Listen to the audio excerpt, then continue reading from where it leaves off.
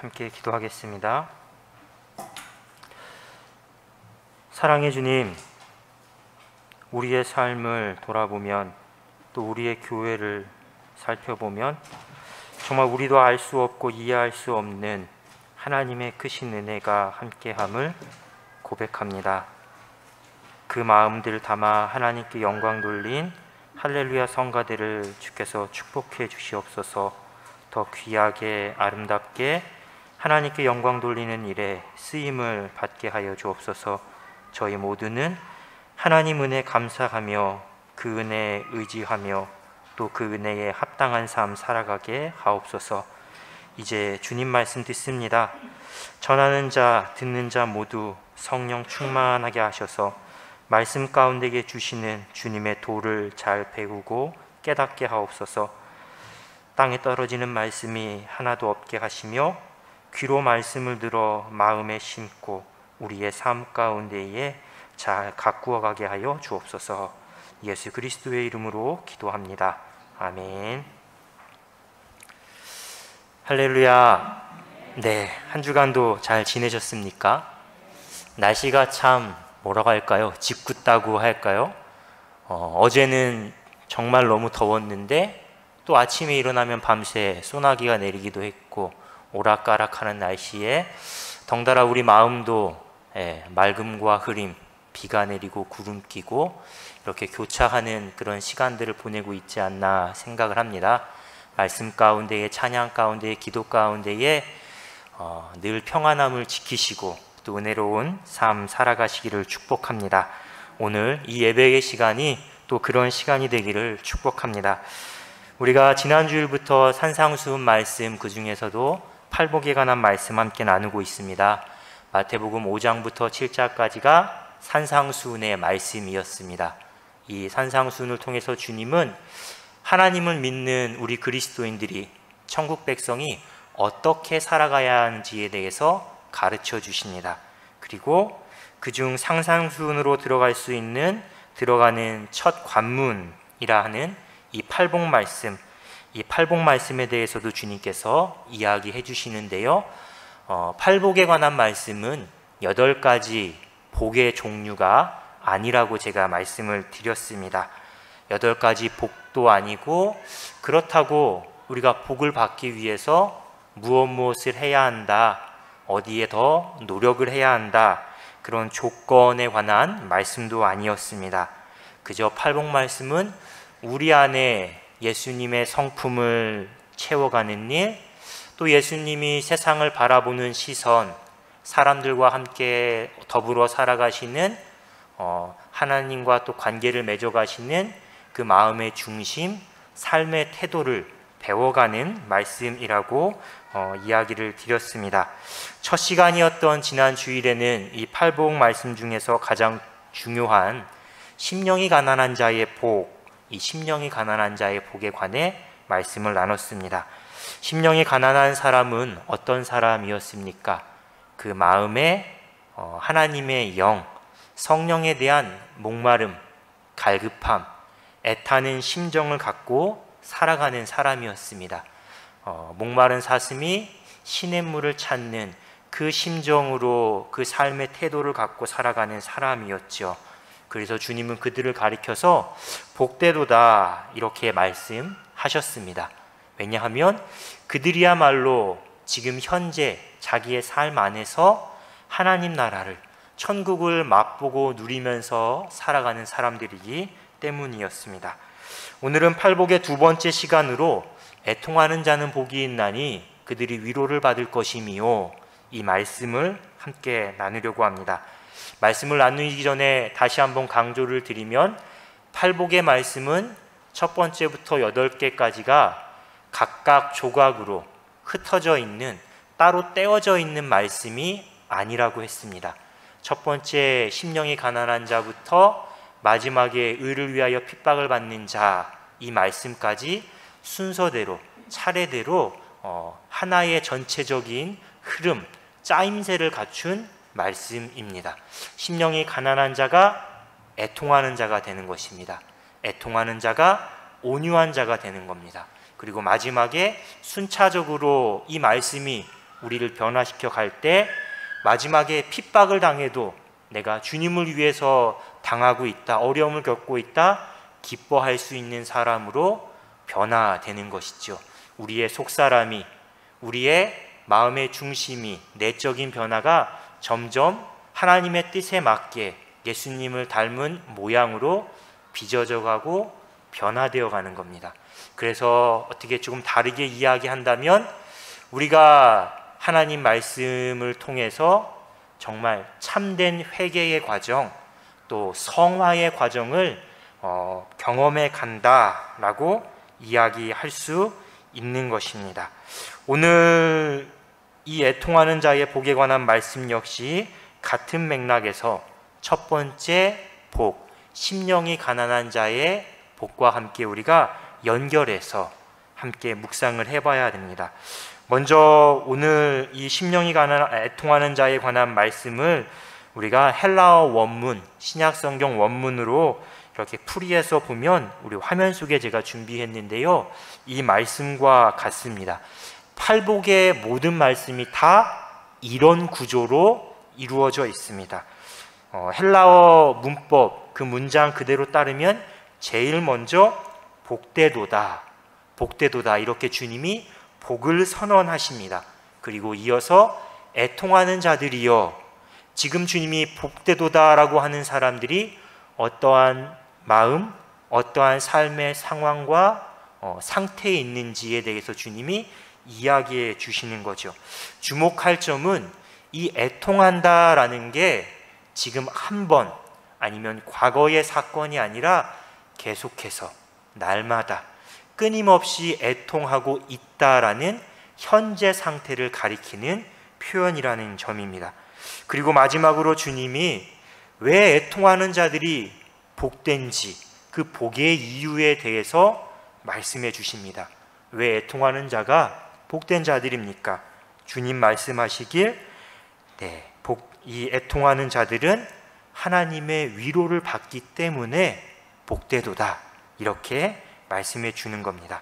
여기서 복된 사람의 현재 상태, 상황을 가리키는 이 애통하다라는 표현은 헬라어로 보면 펜손테스라는 단어입니다. 펜손테스.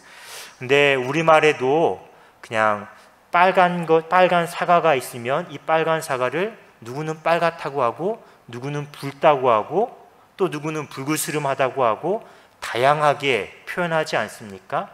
같은 의미로 헬라어에서도 이 애통하다라는 상태를 표현하는 여러 단어가 있습니다. 그런데 그 중에서도 오늘 본문에 쓰인 이 펜손테스라는 단어는 가장 큰 슬픔입니다. 가장 강력한 통렬한 슬픔, 아픔을 뜻하는 단어입니다. 그러니까 드라마 보면서, 영화 보면서 눈물 한두 방울 뚝뚝 흘리고 훌쩍훌쩍 되는 그런 상태가 지금 아닌 겁니다. 슬픔이 너무 커서, 너무 고통스러워서 온 몸으로 울어내는 겁니다. 통곡해내는 것이지요. 가장 소중한 사람이 떠나갔을 때, 그가 죽었을 때, 아니면 인생에 가장 소중하다고 여겼던 것을 내가 잃어버렸을 때에 온몸으로 통곡하는 게 바로 이 애통함, 본문에서 말하는 애통함입니다. 우리가 알고 있는 다른 표현으로 바꾸면 단장의 고통, 단장의 고통이라고 말할 수 있습니다.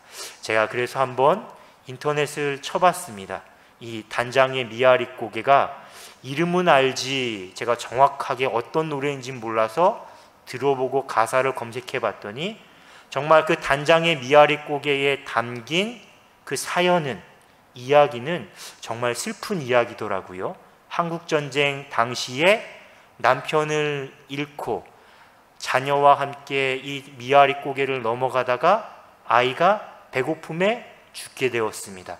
그래서 이 전쟁통에 피난길이니까 아이를 어쩔 수 없이 묻고 남편을 찾아 떠났는데, 전쟁 마치고 돌아와서 찾아봤더니 너무 얕게 묻어서 전쟁통에 그 아이의 시신, 뼈조차도 찾을 수 없는 그 아픔을 노래한 것이 바로 이 단장의 미아리 고개라는 라는 노래더라고요.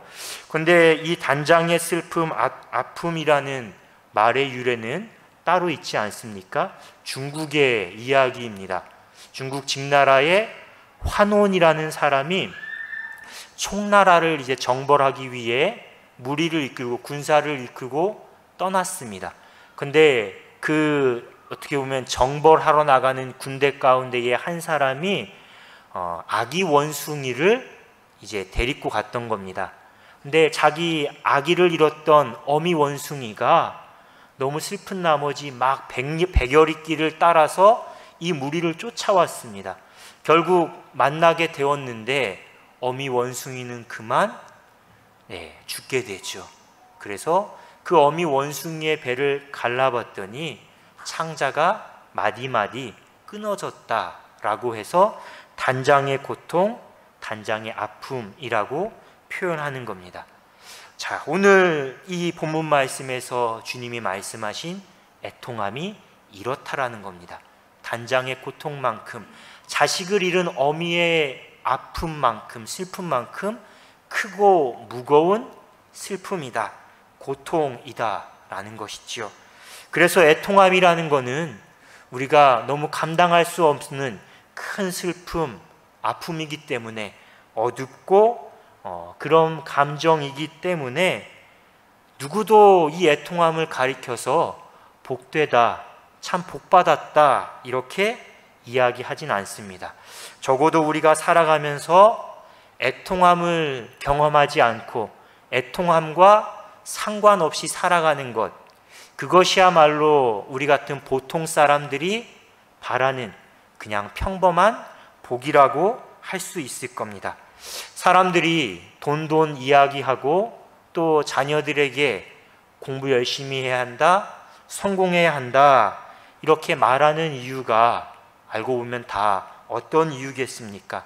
살아가면서 최대한 눈물 날 일, 애통할 일을 줄이려고, 없게 하려고 돈하고 공부해라, 성공해라 이렇게 이야기하는 것이죠.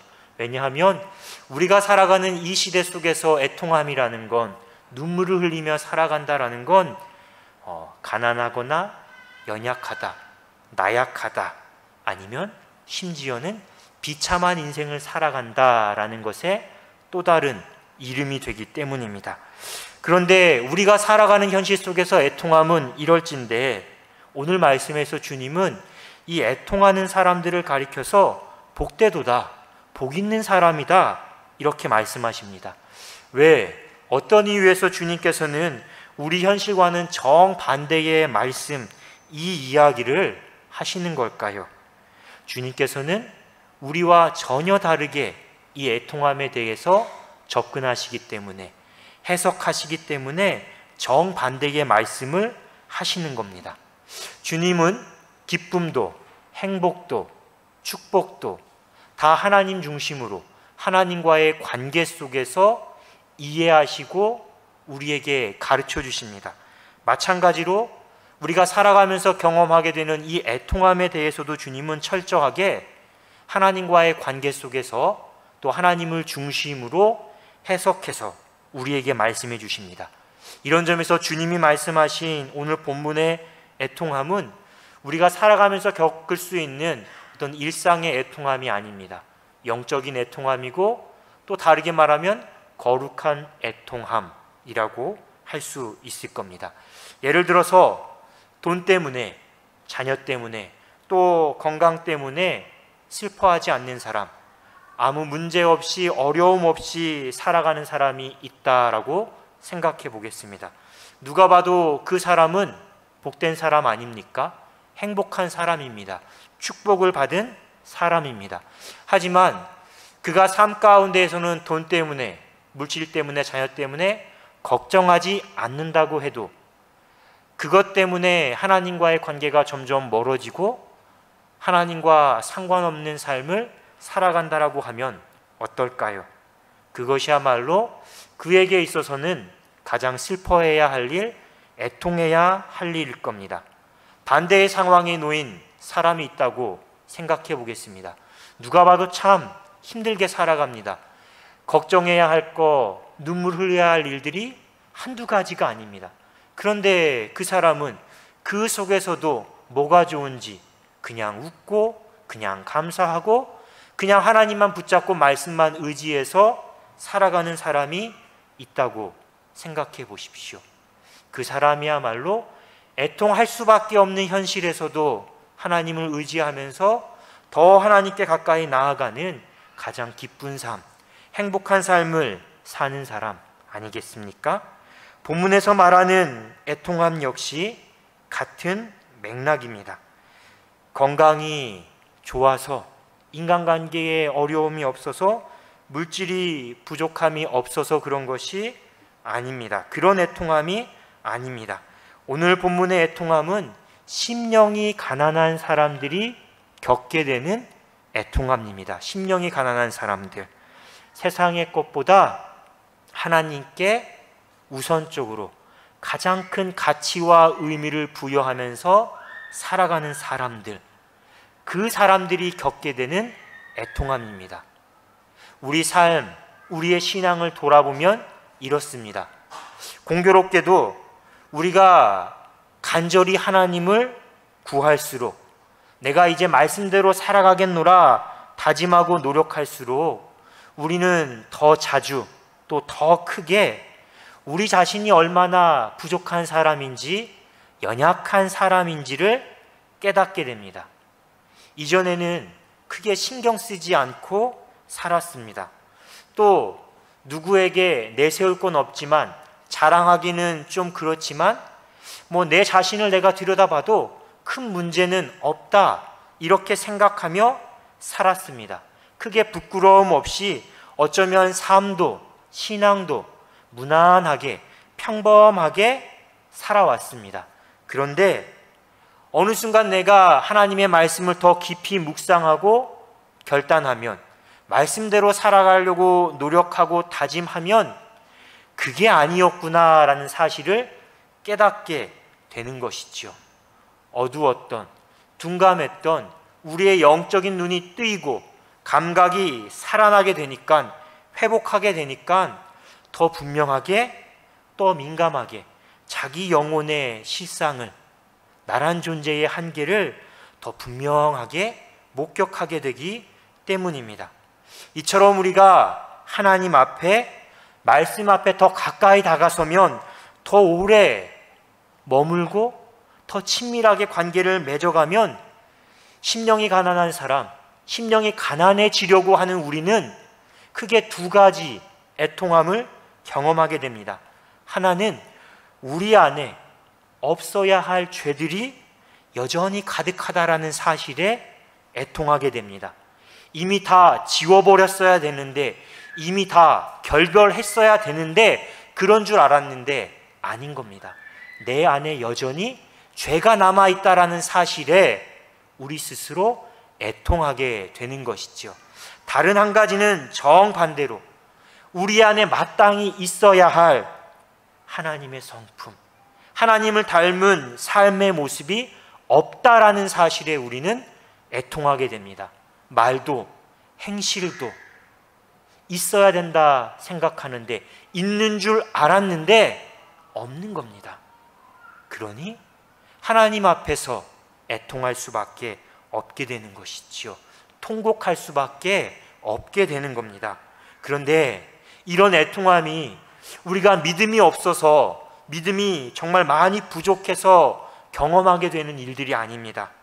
믿음이 있는 사람이기 때문에, 믿음대로 살려고 하기 때문에 이런 애통함을 우리가 겪게 되는 것이죠. 그러니 우리가 살면서 하나님 앞에 스스로 부끄럽고 나 자신이 슬프고 통곡하게 된다라면 너무 자책하거나 실망하지 않아도 되는 겁니다. 오히려 반대로 생각해 보면 한편으로는, 그래, 내가 그래도 이전보다는 조금 더 하나님께 가까이 다가서려고 하고 있구나, 내가 말씀으로 조금은 정신 차리고 살아가고 있구나, 깨어 있구나 라고 생각하면서 더 하나님을 의지하고 도우심을 구하면 되는 겁니다. 주님, 내가 현재는 이것밖에 되지 않지만 나를 더 도와주셔서 점점 더 하나님을 닮아갈 수 있도록 나에게 지혜도 주시고 능력도 주시옵소서, 그렇게 기도하면 되는 것이지요. 오늘 본문 말씀, 또 다른 본문 말씀인 로마서 말씀을 보십시오. 사도 바울이 그랬습니다. 사도 바울. 바울이야말로 우리가 심령이 가난한 사람에서 점점점 애통한 사람으로 변화되어 가는 그 과정, 그 모습을 가장 잘 보여주는 사람입니다. 로마서 7장 22절 이하에서 바울은 주님께 이렇게 탄식합니다. 내 속사람으로는 하나님의 법을 즐거워하되 내 지체 속에서 한 다른 법이 내 마음의 법과 싸워 내 지체 속에 있는 죄의 법으로 나를 사로잡는 것을 내가 보는도다. 오라, 나는 공고한 사람이로다. 이 사망의 몸에서 누가 나를 건져내랴. 우리 주 예수 그리스도로 말미암아 하나님께 감사하리로다. 그런즉 내 자신이 마음으로는 하나님의 법을, 육신으로는 죄의 법을 섬기노라. 자, 우리가 잘 알고 있지 않습니까? 사도 바울이 어떤 사람입니까? 어떤 삶을 주님 앞에서 산 사람입니까? 정말 위대한 사도입니다. 복음을 전하는 일이라면 자기 일평생을 다 헌신한 사람이지요. 정말 숱한 고통, 어려움을 겪었음에도 불구하고 끝까지 복음을 위해 살아갔던 사람이 바로 사도 바울입니다. 그런데 그런 사도 바울도 주님 앞에서 이렇게 탄식하지 않습니까? 애통합니다. 오라, 나는 곤고한 사람이로다. 주님, 내가 내 자신을 돌아보니 내가 정말 참 비참합니다. 부끄럽습니다. 이렇게 주님 앞에서 탄식하고 애통하는 겁니다. 말씀대로 살고 싶습니다. 주님께서 하라 하시는 대로 살고 싶습니다. 그런데 그렇게 못 사니 내가 얼마나 죄인인지, 얼마나 연약한 존재인지를 깨달으면서 주님, 나를 도와주십시오. 나를 도와주십시오. 더 간절하게 주님께 나아가서 기도하고 말씀을 붙잡는 그 사도 바울의 모습입니다. 그런데 이렇게 심령이 가난한 사람은 가장 먼저는 자기 자신에 대해서 애통하지만, 자기 자신의 비참함에 대해서 고백하지만, 나아가서는 자기 자신에 대해서만 애통하지 않습니다. 다른 사람의 죄에 대해서, 다른 사람의 연약함에 대해서도 애통합니다. 또 세상에 만연한 악, 그 악 때문에 슬퍼하는 수많은 사람들을 보면서 마치 나의 아픔인 양, 나의 슬픔인 양 애통합니다. 왜냐하면 이전에는 몰랐는데 심령이 가난한 사람이 되었기 때문에 하나님의 성품으로, 하나님의 시선과 마음으로 세상을 바라봤더니 그게 아닌 겁니다. 세상 천지가 다 캄캄합니다. 죄로 인해 어둡습니다. 세상 전체가 다 아주 커다란 눈물방울처럼 곳곳에서 우는 자의 목소리가 내 마음을 치고 내 마음을 흔들어서 어쩔 수 없이 가만히 있을 수 없게 되는 것이죠. 세상 속에 끊이지 않는 전쟁, 기근, 가난, 질병, 이 모습 가운데에 아파합니다. 끝없이 욕망을 추구하는 사람들의 죄를 보면서 탄식하고 아파합니다. 동시에 한쪽에서는 그 죄악 때문에 정말 힘들게 살아가는 사람들의 고통, 그 사람들의 위기, 어려움을 보면서, 피조물들의 신음을 보면서 함께 아파하고 눈물을 흘리는 것이죠. 우리가 살아가는 시대가 어떤 시대입니까? 우리가 살아가는 시대에는 하나님을 향한 갈급함이 사라진 시대입니다. 잃어버린 지 오래된 시대입니다. 복음을 선포해도, 복음을 들려줘도 전혀 반응하지 않습니다. 죄악에 대해서는 이미 분별력을 잃어버렸고 감각을 잃어버렸습니다. 버젓이 죄가 내 옆에서 일어나는데 거기에 대해서 분노하지 않고 저항하지 않습니다. 나에게 피해가 되지 않는다면 그냥 넘어가게 되는 것이죠. 내 옆에서 배고파하는 사람들, 눈물을 흘리는 사람, 통곡하는 사람들이 있어도 무관심, 무신경, 그게 당연하게 여겨지는 시대가 바로 오늘 우리가 살아가는 시대입니다. 예수님께서 예수님 당시의 시대를 바라보면서 이렇게 탄식하셨습니다. 피리를 불어도 춤추지 않고 가슴을 치며 울어도 누구 하나 함께 울어주는 사람이 없구나, 이렇게 탄식했습니다. 그런데 오늘 우리가 살아가는 시대가 똑같습니다. 누가 기뻐하면 함께 기뻐해야 되는데, 누가 슬퍼해야 하면 함께 슬퍼하고 아파해야 되는데, 아무도 귀 기울이지도 않고 아무도 마음 문을 열고 함께하지 않는 것이죠. 그러니 이런 시대를 살아가는 우리 그리스도인들의 해야 할 일, 우리 그리스도인들에게 맡겨진 사명이 애통하는 겁니다. 애통하는 일. 왜냐하면 예수님이 애통하는 사람, 눈물의 사람, 통곡하는 사람이었고, 주님의 뜻을, 하나님의 마음을 품고 살아가는 사람들이 다 한결같이 눈물로 살아가는 사람이었기 때문입니다. 예수님은 나사로의 무덤 앞에서 눈물을 흘리셨습니다. 왜 눈물을 흘리셨냐? 그 나사로의 누이였던 마리아, 그리고 그 후에 장례에 참여하면서 함께 눈물을 흘리는 유대인들을 바라보시면서 예수님의 마음도 비통해지고 괴로워졌기 때문입니다. 또 예수님은 예루살렘을 바라보면서 예루살렘아 예루살렘아 이렇게 탄식하셨습니다. 통곡하셨습니다. 왜? 이제 머지않아 예루살렘이 무너질 것을, 그 성이 황폐해지고 그 속에서 살아가는 자기 동족, 자기 백성들이 얼마나 고통에 처하게 될지를 미리 내다보셨기 때문에 예루살렘아 예루살렘아 이렇게 통곡하셨던 것입니다. 이뿐만이 아니라 히브리서 5장 7절 8절 말씀 보면 예수님께서는 십자가를 지시면서도 하나님을 향해서 심한 통곡과 눈물로 간구와 소원을 올렸다. 심한 통곡과 눈물로 간구와 소원을 올렸다. 이렇게 증언합니다. 이처럼 예수님은 시대의 죄악, 또 사랑하는 사람들의 슬픔을 바라보시면서 함께 아파하고 함께 애통해 하셨던 분입니다. 그러므로 우리가 말씀을 통해서 예수님의 성품을 배워가면 배워갈수록, 닮아가면 닮아갈수록 우리도 똑같이 이 세상에서 일어나는 죄에 대해서, 슬픔에 대해서 지나칠 수가 없게 되는 겁니다.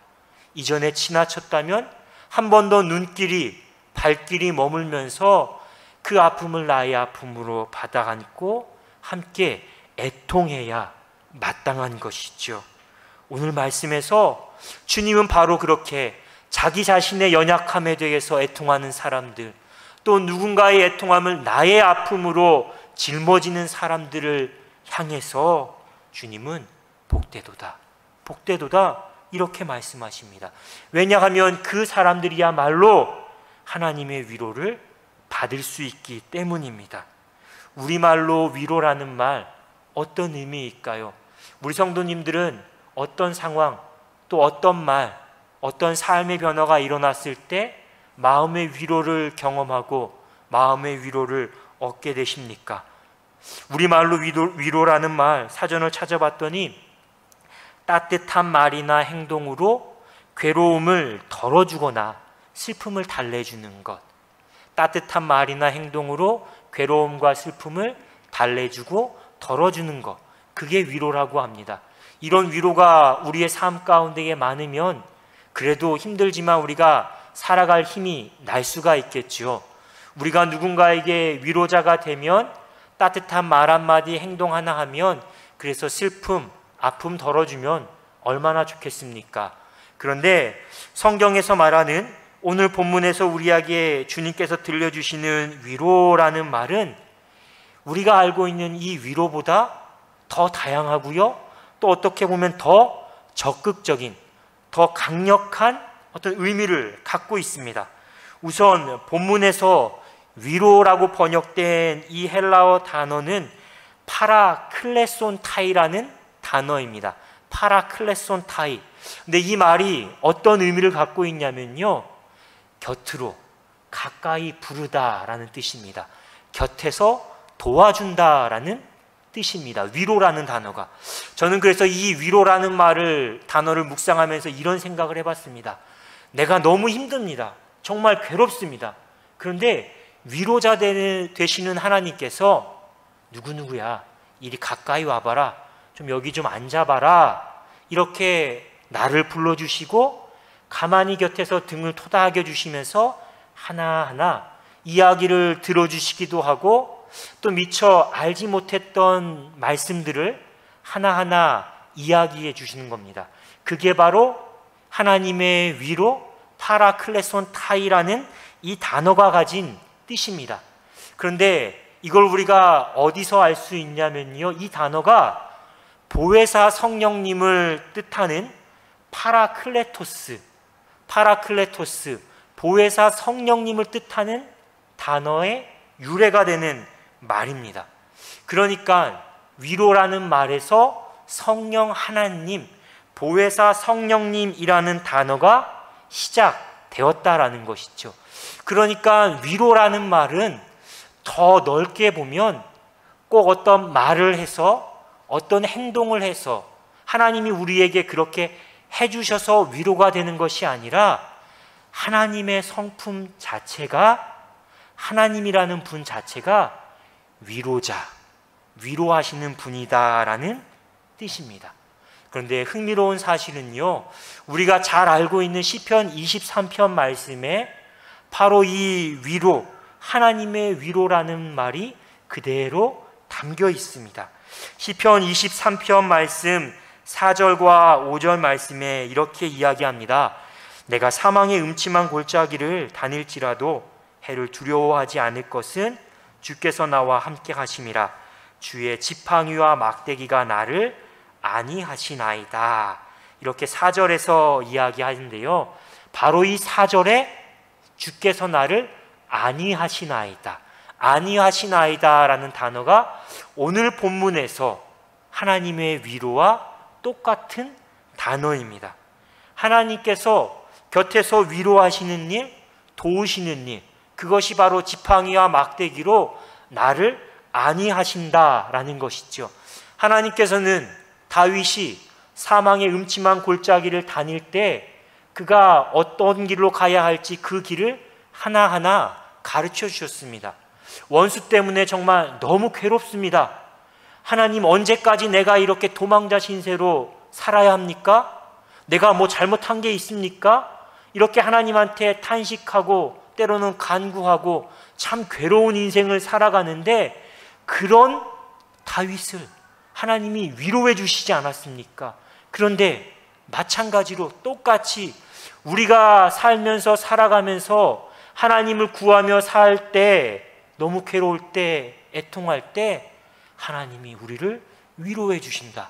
하나님이 우리를 주의 지팡이와 막대기로 안위해 주신다라는 것이 바로 하나님의 위로, 하나님의 위로 가운데에 담긴 뜻입니다. 그런데 더 놀라운 사실은요, 5절 말씀에 있습니다. 시편 23편 5절 말씀, 한번 말씀을 가만히 화면을 통해 보시기 바랍니다. 하나님께서 우리를 안위해 주시는, 위로해 주시는 최종적인 결과가 무엇으로 나타납니까? 하나님의 위로의 최종적인 결과가 무엇입니까? 원수들이 보는 앞에서 내게 상을 차려주시고 내 잔이 넘칠 만큼 머리에 기름을 부어주신다. 그게 하나님의 위로, 그 위로의 결과입니다. 세번역 성경으로 이 구절을 찾아봤더니 이렇게 이야기합니다. 내 머리에 기름을 부으셔서 나를 귀한 손님으로 맞아주시니 내 잔이 넘칩니다. 그러니까 하나님의 위로는 어떤 것이냐면요, 단순히 우리의 속상한 이야기를 들어주시고 또 어떻게 위로가 되는 말씀만 들려주시는 그 정도의 위로가 아니라 완전히 상황을 역전시키는 위로라는 겁니다. 그냥 말로 듣고 흘려버릴 수 있는, 잊어버리는 위로가 아니라 직접 우리의 삶 가운데에 구체적인 변화로 나타나는 위로라는 것이죠. 내 원수와 나의 입장이 완전히 바뀌어버린 겁니다. 원수가 보는 앞에서 보란 듯이 우리에게 잔치상을 차려주시는 것이죠. 원수는 저 끝자리에 앉아서 밥을 먹게 한다면 나는 하나님과 1대1로 바로 하나님 앞에 앉아서 흔한 말로 겸상할 수 있는 그 위치, 그런 대접을 나에게 베풀어 주시는 것이 바로 하나님의 위로라는 겁니다. 우리의 삶 가운데에 나타나는 위로, 우리가 애통할 때 하나님을 통해 받을 수 있는 위로, 말뿐이 아니라 바로 이렇게 구체적인 변화까지 나타나는 위로라는 사실이죠. 그리고 결론적으로 보면 하나님의 위로는 우리의 구원을 통해 완성됩니다. 하나님의 가장 큰 위로는 현재 우리의 삶에서도 나타나지만 결국에는, 결론적으로는 종말의 때에 우리의 구원의 문제가 해결되는 것, 그것이 가장 큰 위로라는 겁니다. 사도 요한이 지금 너무 힘들게 박해 가운데에 있는 성도들을 향해 남긴 마지막 때에 대한 환상, 그 묵시의 말씀이 요한계시록 말씀입니다. 요한계시록 말씀 가운데에 사도 요한이 자신이 봤던 새하늘과 새 땅, 새 예루살렘에 대한 환상을 기록해 둔 가운데에 이렇게 이야기합니다. 내가 들으니 보좌에 큰 음성이 나서 이르되 보라, 하나님의 장막이 사람들과 함께 있음에 하나님이 그들과 함께 계시리니 그들은 하나님의 백성이 되고 하나님은 친히 그들과 함께 계셔서 모든 눈물을 그 눈에서 닦아주시니 다시는 사망이 없고 애통하는 것이나 곡하는 것이나 아픈 것이 다시 있지 아니하리니 처음 것들이 다 지나갔음이러라. 자, 종말의 때에, 마지막 때에 하나님께서 우리에게 이렇게 가장 큰 위로, 우리의 영혼도 구원받고 우리의 육체도 구원받는 이 위로를 베풀어 주실 것이다. 약속의 말씀을 주신 것이죠. 사랑하는 우리 성도 여러분, 우리가 잘 알고 있는 것처럼 다윗이 우리아의 아내 밧세바를 취하고 하나님께 정말 간절한 마음으로 애통합니다. 통곡합니다. 나를 용서해 주옵소서. 그 고백 가운데에 다윗이 하나님께 이렇게 이야기합니다. 하나님께서 바라시는 심령은 상한 심령이다. 상한 심령. 바로 이 상한 심령이 애통하는 심령입니다. 마음이 갈기갈기 찢겨진, 주체할 수 없는 심령이 바로 상한 심령, 애통하는 심령입니다. 하나님은 상하고 통해하는 마음을 그냥 나몰라라 외면하시는 분이 아니십니다. 오히려 우리가 이 상한 심령을 갖고 하나님께 돌아서길, 가까이 다가서기를 기다리시는, 또 기대하시는 분이신 거죠. 그래서 하나님이 그런 분이시기 때문에 우리가 주님 안에서 흘리는 눈물은, 우리가 주님을 붙잡고 흐느끼고 절규하는 모든 애통함은 복된 겁니다. 복된 겁니다. 하나님 앞에 애통하는 심령이 복된 심령입니다. 하나님께서 그것을 바라시기 때문에, 하나님께서 그 심령을 위로해 주시기 때문에 친히 곁으로 불러주셔서 말씀해 주시고 눈물을 닦아주시고, 그뿐만이 아니라 우리의 삶과 신앙이 조금씩 하나님을 닮아갈 수 있도록 우리를 도와주시기 때문에, 인도해 주시기 때문에 하나님 안에서의 모든 애통함은 복된 겁니다. 그러니 하나님께 애통하는 것 부끄러운 일도 아니고요, 멀리 해야 할 일도 아닙니다. 오히려 우리가 배우고 닮아야 할 예수님의 성품이요, 예수님께서 우리에게 보여주신 삶의 모범입니다.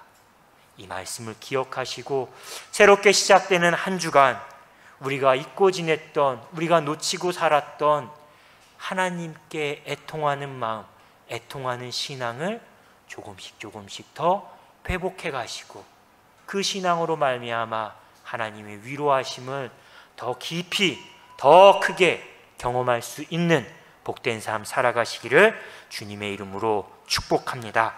주신 말씀 묵상하며 침묵으로 잠시 하나님께 우리가 기도하겠습니다.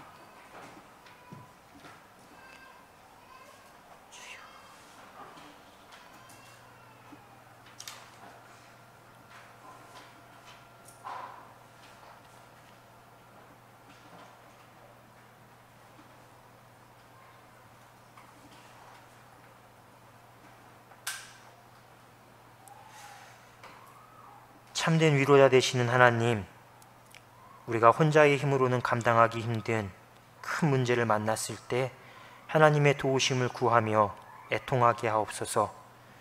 어리석음과 마음의 완고함에 하나님에 대한 갈망도 죄에 대한 감각도 점차 잃어가고 있진 않은지 늘 말씀 앞에 자신을 돌아보며 애통하게 하옵소서. 하나님을 떠나 죄 가운데 있는 이스라엘을 바라보며 눈물을 흘렸던 예레미야처럼, 바울처럼, 예수님처럼 오늘 이 시대를 바라보며 우리가 애통하게 하여 주옵소서. 지금 눈물을 흘리는 이웃을 위해, 교우들을 위해 애통하게 하옵소서. 더 많은 눈물의 기도가 필요한 교회를 위해 애통하게 하여 주옵소서. 애통함으로 우리의 성품과 삶이 예수님을 더 닮아가기 원합니다. 더 큰 하나님의 위로와 은혜 가운데에 살게 하옵소서. 예수 그리스도의 이름으로 기도합니다. 아멘.